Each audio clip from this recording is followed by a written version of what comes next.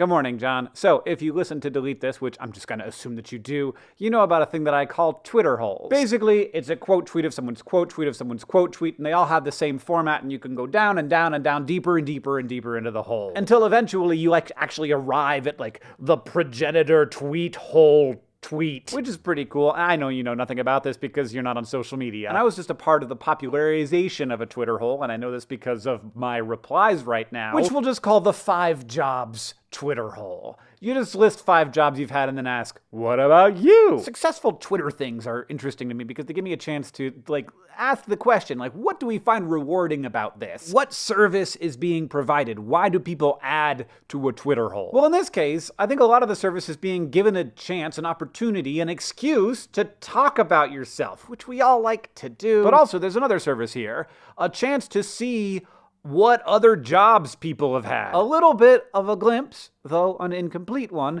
into the paths that life has taken people on. And look, I don't love that paid labor is, at the moment at least, one of the most important things that we use to define ourselves, but that's the situation we're in. Work is very commonly a huge part of people's lives and of their identities. This gives people a chance to write a very quick and easy little mini biography of themselves, reflect on the past, and it gives everyone else a glimpse into what might have been or what might still be. I just don't think it does a good job of that because it's the most simplified version of this possible. John, you may not have noticed this because I'm not sure I did, but back in 2007, I started being dumb with a camcorder and then over the course of a number of years became the CEO of, at one point or another, 4 different companies, and that's if you don't include 2D glasses. I don't really know how this happened. I was too busy at the time to pay attention. I've had a bunch of jobs like research assistant, quality control chemist, Walmart associate, production assistant, various things. But my first office job was boss.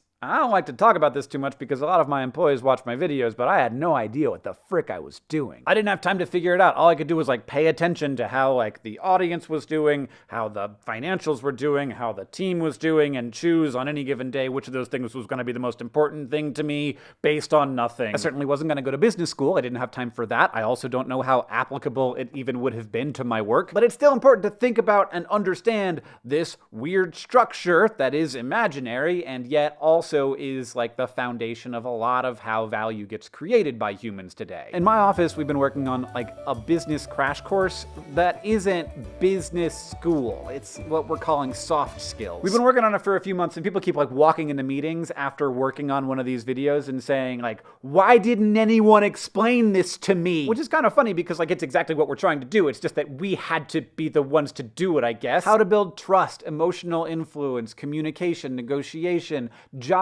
hunting, interviews, all kinds of stuff. There's lots more on the way. This is gonna be a bigger part of the average person's life than chemistry, though I still think you should learn chemistry. It's great. But also, we should learn about this stuff. I am a CEO, and I am learning stuff with every episode, which is something that is at once a little embarrassing, but also something that I'm kind of proud of. Because no matter what job you're on, there's a lot to learn, and maybe more than you're gonna learn from a Twitter hole. And also, the whole series together is a lot shorter than Endgame. John, I'll see you on Tuesday.